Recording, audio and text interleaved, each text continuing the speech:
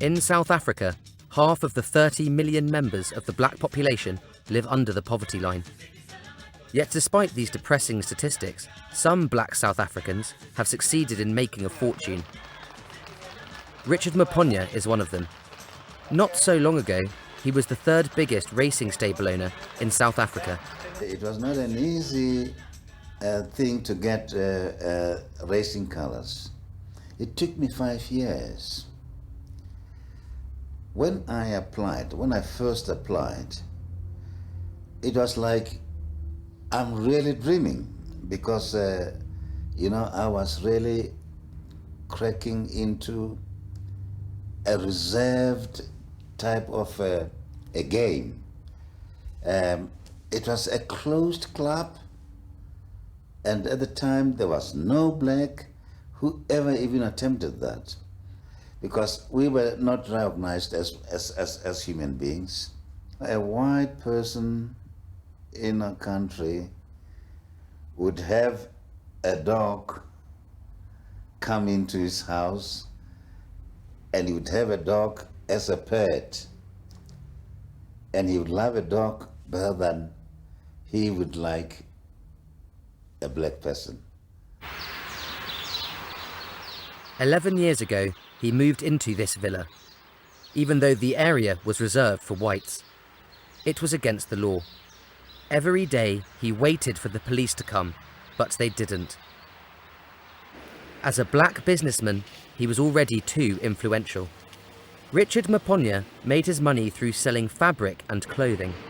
Later, he got involved in the dairy and food business. Today he owns chains, including service stations, garages and rental firms. We were pressed down also. I believe things being equal, I could have been the richest person. But I had a lot of problems in my life. I was denied a lot of opportunities. Just like these people, half of the 30 million black people in South Africa live under the poverty line. Those who can manage to get out of the black township of Soweto do so as fast as possible. But Richard Maponya thinks Soweto is a good place to invest. At the cost of R500,000, he's built hotels, businesses and a casino. Soweto is, in actual fact, one of the largest city in our country.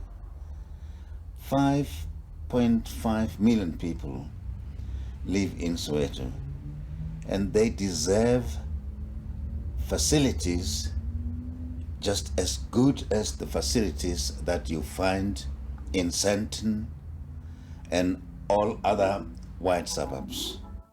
Sam Tsima thinks like Richard Maponya. He arrived in Johannesburg from the north of the country with nothing. But today, he's the manager of the biggest bank in South Africa. He's been with the Black Management Forum, a black business organisation, for 10 years. Now he's fighting for the rights of black people in South Africa. Es gibt immer noch viele Armut, es gibt immer noch viele Arbeitslosigkeit. Die Wirtschaft geht nicht so gut. Viele ausländische Firmen wollen nicht direkt investieren. Die wollen noch sehen, wer kommt nach Mandela oder was für Politik werden geben. Es gibt so viele Probleme und hoffentlich schaffen wir es. Aber ich bin sehr optimistisch. Thanks to his self-discipline, Sam Tsima is on the way up. He was the best pupil in his class, and in 1988 he won a scholarship to study in Germany.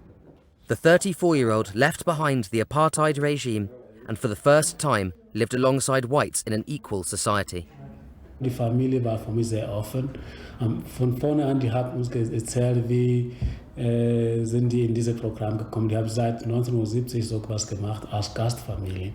Und die war so offen für mich, dass von vorne an ich zu Hause gefühlt.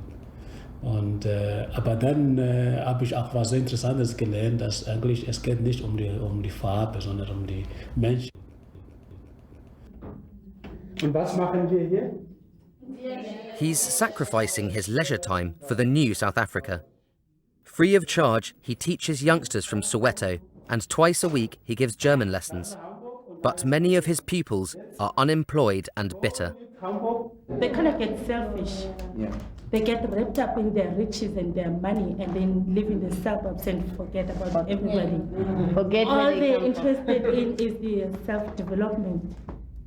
No one would ever do this for free.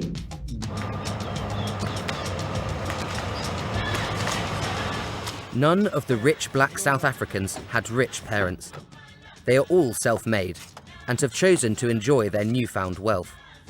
When Yvonne Chaka-Chaka doesn't need her limousines for herself, she hires them out. She's got 4 chauffeurs working for her.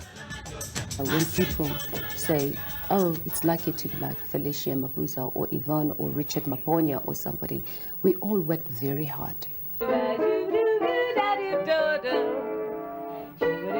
Mandela is the youngest of her 4 sons. As a child, Yvonne sang in church, and about 10 years ago her talent was discovered. Today she has her own band and a production company. She also devises her own shows for television. But the singer never forgets her origins. Her mother, Sophie, still lives in the black township of Soweto. As a child, there was no money for her studies, but she was lucky. Her talent saved her from poverty. Today, no one in her family has to think about making pocket money. I come from a poor family. My mother was a domestic servant. My father died when I was 11. And my mother always said to me, if you've got 5 cents, share it with other people because you don't know what might happen to you or to them. When I have anything, I always share it with other people because I think that's the only way that we can make ourselves better. For black people in South Africa, it's a long journey. 48 years of apartheid have left many living in poverty. But with iron self-discipline, luck and business sense, some have managed to overcome, giving hope to the rest.